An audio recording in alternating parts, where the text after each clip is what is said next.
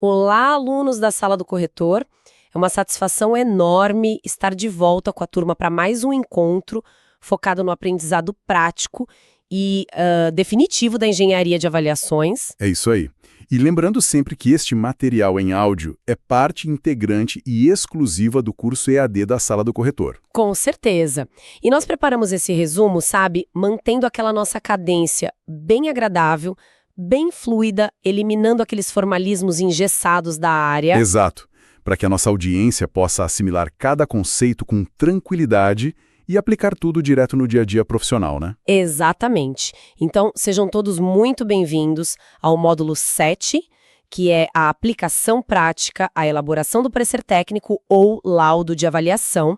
E hoje a gente dá o pontapé inicial no tópico 4. Que trata do currículo do perito avaliador e dos documentos técnicos anexos. Bom, o que é esse tópico 4 e qual o objetivo dele? Pensa comigo no cenário até aqui. A pessoa que está estudando já fez o trabalho duro. Sim, já analisou a documentação inicial, foi a campo, fez aquela vistoria técnica super minuciosa. Sujou a bota de terra mesmo, né? Com certeza. Depois voltou para o escritório, coletou os dados, aplicou os fatores de homogeneização e fez todo o tratamento estatístico descritivo. Usando todo o poder do Excel e até a inteligência artificial para bater aqueles cálculos pesados. E aí, a tela do computador pisca e entrega o valor de mercado calculado. E aí é que mora o perigo. Existe uma ilusão gigantesca nesse momento. O cérebro libera dopamina, dá aquela sensação de alívio, e o profissional pensa tipo, pronto, meu trabalho acabou. Nossa, sim. Mas a grande revelação de hoje, o choque de realidade, é que o trabalho não terminou. Um laudo tecnicamente perfeito e blindado não é só jogar um valor final numa folha de papel. De jeito nenhum. Aquele número sozinho, solto, não serve para absolutamente nada no mundo jurídico. Você precisa provar duas coisas fundamentais para o juiz ou para o seu cliente. Primeiro, quem é você para testar aquele valor? E segundo, de onde vieram as informações que sustentam a sua conclusão? É por isso que esse tópico trata exatamente dessa engenharia invisível, da sua qualificação profissional e de toda a engrenagem de documentos anexos. Eles é que dão a validade técnica, jurídica e probatória ao laudo. E para começar a entender isso, a gente tem que olhar para a nossa Bíblia técnica, né? A ABNT NBR 14653-2. A famosa norma. E olha, quando se trata de avaliações, a ABNT não está ali para dar conselhos. Ela dita as regras do jogo. O texto do curso destaca muito o item 10.1, a linha M. E o que essa linha diz na prática? Que o laudo deve conter, obrigatoriamente, a qualificação legal completa e a assinatura dos profissionais responsáveis. Ou seja, se identificar não é um capricho, é lei. Ok, mas vamos desempacotar isso um pouco. Por que o peso dessa assinatura é tão monumental? Eu gosto de pensar que é tipo como um chefe com 3 estrelas Michelin que cria um prato incrível, sabe?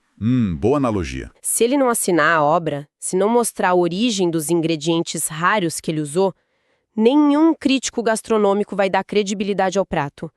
A autoridade de quem assina atesta a qualidade. É um excelente ponto de partida. Mas vou te falar, no mundo pericial, a consequência é infinitamente mais severa do que perder uma estrela Michelin. Como assim? Fica pior. Muito pior. A sua assinatura no final do documento não é só um visto de burocracia, do tipo, eu li isso aqui. Ela representa a autoria, a sua responsabilidade profissional e principalmente a sua vinculação jurídica àquele laudo. Então, no momento em que eu assino, eu estou atrelando o meu patrimônio e a minha licença profissional àquele número. Exatamente. Se for engenheiro ou arquiteto, vai anexar a ART do CREA ou a ART do CAL.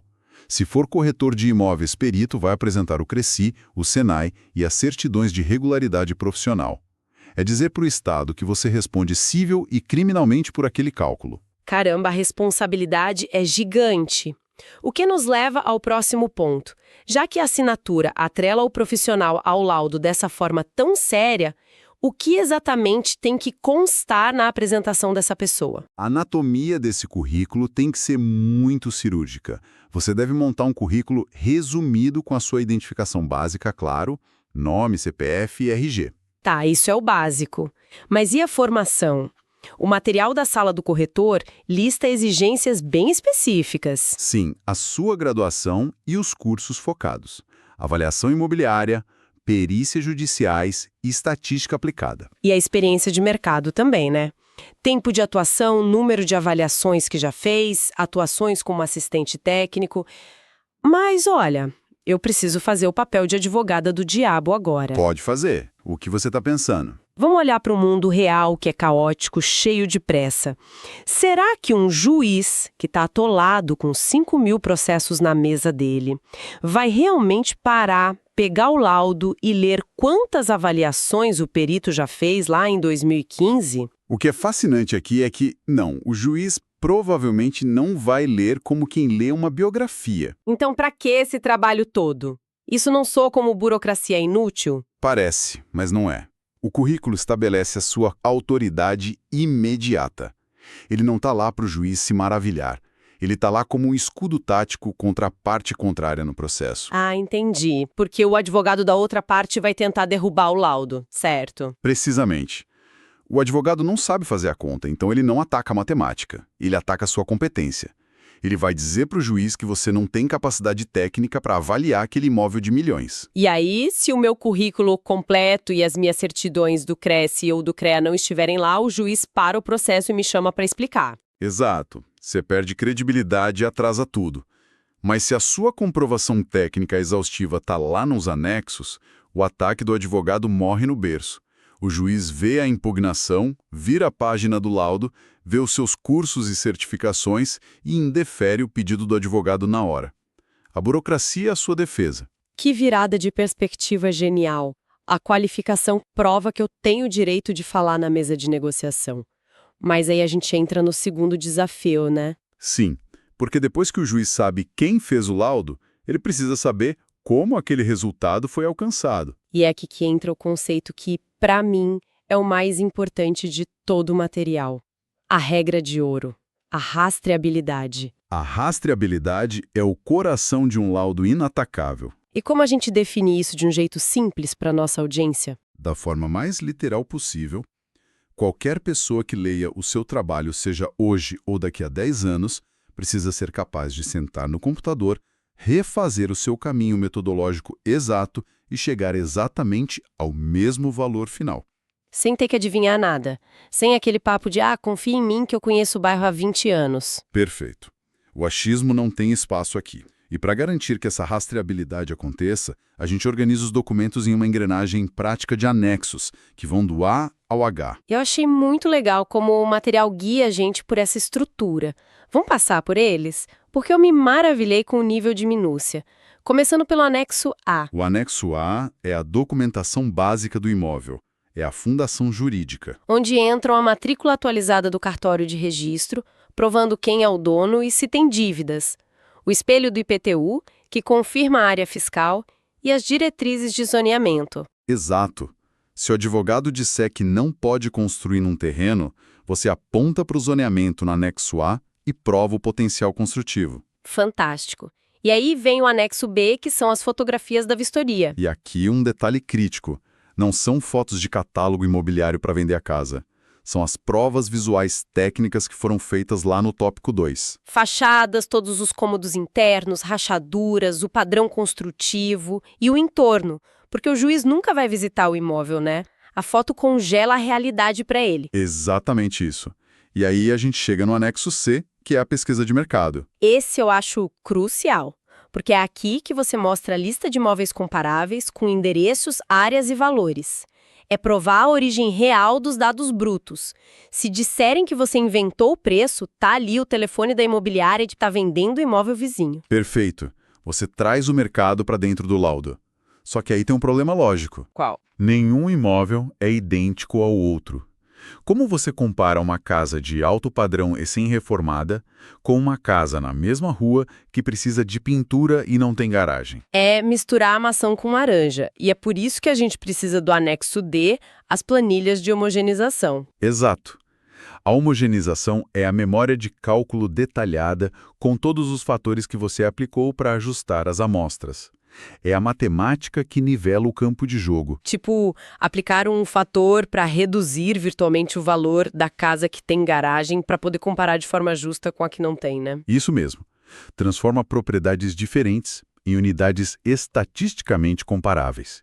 E toda essa matemática precisa estar explícita no anexo D. Entendi. E depois de limpar e nivelar os dados, a gente entra no anexo E, o tratamento estatístico. Aqui a gente vê a média, a mediana, o desvio padrão, mas assim, por que não fazer só uma média simples? Soma tudo e divide e pronto. Porque a média simples é muito perigosa. Imagina que você tem 10 imóveis na sua pesquisa. 9 custam em torno de R$ 500 mil. Mas tem um proprietário fora da realidade pedindo 2 milhões. Nossa, se fizer a média simples, aquele único lunático vai puxar o preço de todo mundo para cima. Precisamente. E o mercado fica distorcido. É por isso que o anexo E mostra o desvio padrão e o coeficiente de variação que a gente ajusta lá no Excel. Eles identificam esses imóveis fora da curva e isolam o erro. O coeficiente de variação é tipo um termômetro da saúde da sua pesquisa, né? É um ótimo jeito de ver a coisa. Um coeficiente baixo prova que a sua pesquisa está redonda, consistente. E para deixar isso ainda mais didático, a gente tem o anexo F. Que são os gráficos mercadológicos, aquele gráfico de dispersão que a gente gera para mostrar visualmente a tendência central do mercado. Para quem não é de exatas, bater o olho e entender. E para fechar com chave de ouro, os anexos G e H, que trazem o seu currículo profissional e a comprovação de responsabilidade técnica, que a gente falou no começo. Sabe a imagem que vem na minha cabeça quando eu vejo toda essa engrenagem rodando perfeitamente? Qual? É literalmente a caixa preta de um avião comercial, só que desenhada com a tampa 100% transparente. Que analogia sensacional. Porque pensa bem, se o avião é o seu laudo e alguém quiser contestar o voo, tá tudo ali às claras. Os dados brutos no anexo C, os ventos contrários que você ajustou na homogeneização no anexo D, a caixa preta com tampa transparente não deixa ninguém inventar defeito no seu trabalho. Exatamente isso. Inverte totalmente o jogo numa disputa judicial. O advogado da outra parte é forçado a encontrar um erro real na sua matriz de dados, o que é quase impossível se você fez tudo certo. O laudo fica, de fato, inatacável. Mas aí a gente entra na parte trágica da história. O abismo do excesso de confiança. O professor Fernando de Queiroz traz uns alertas no material sobre laudos que são derrubados mesmo sendo bons na matemática. Infelizmente, o ego profissional é a ruína de muita gente boa. O perito tem 20 anos de mercado, domina a estatística e peca no básico. Currículo, ou, sei lá, deixa de identificar claramente o responsável técnico. Ou pior, ele oculta a origem dos imóveis pesquisados no anexo C porque acha que é um segredo dele, um diferencial de mercado, e omite a memória de cálculo. E aí, do outro lado, tem um advogado júnior que simplesmente leu a ABNT. Ele vê que falta a origem dos dados e impugna o laudo. E o juiz anula tudo, destrói a credibilidade de um trabalho enorme por pura vaidade ou desatenção do avaliador. Se conectarmos isso ao quadro maior, a lição é clara. A qualidade de um parecer técnico ou de um laudo de engenharia não é medida pelo tamanho dele, né? De jeito nenhum. É medida pela robustez e transparência das provas. Em uma perícia judicial, os anexos técnicos são tão valiosos quanto o número final. Sem as provas, o número é ficção. Anexos são preciosas. A autoridade e a consistência do seu trabalho vivem nesses detalhes, folha por folha. E eu não queria ir embora sem deixar uma provocação, um pensamento final, baseado em tudo que o material da Sala do Corretor nos trouxe hoje. Manda. O que você acha que o futuro nos reserva? A gente viu no texto que ferramentas como Excel e até inteligência artificial já estão ajudando muito no tratamento estatístico descritivo. Sim, a tecnologia está voando nessa área. Então pensa comigo, se no futuro próximo as máquinas assumirem 100% dos cálculos e da coleta pesada de dados na rua, será que o verdadeiro, o único valor insubstituível do ser humano na engenharia de avaliações não vai ser justamente essa capacidade de assinar? Nossa, de assumir a responsabilidade jurídica, colocar a própria licença em jogo e garantir a rastreabilidade ética que mantém a justiça funcionando. Porque a máquina faz a conta, mas ela não responde a um processo penal se mentir. Que ponto profundo para a gente refletir. É um registro pericial de confiança humana, que a máquina não tem como substituir. É o nosso verdadeiro diferencial competitivo. É um baita ponto para a turma que escuta a gente pensar sobre o futuro das profissões técnicas, né? Com certeza. Bom, a gente encerra essa imersão por aqui, mantendo o nosso entusiasmo lá em cima. Agradeço demais o tempo de cada um que acompanhou essa exploração do mundo imobiliário e pericial com a gente. Um imenso prazer, pessoal. Continuem aplicando tudo isso na prática. É isso aí. A gente se vê no próximo tópico. Um grande abraço a todos e bons estudos.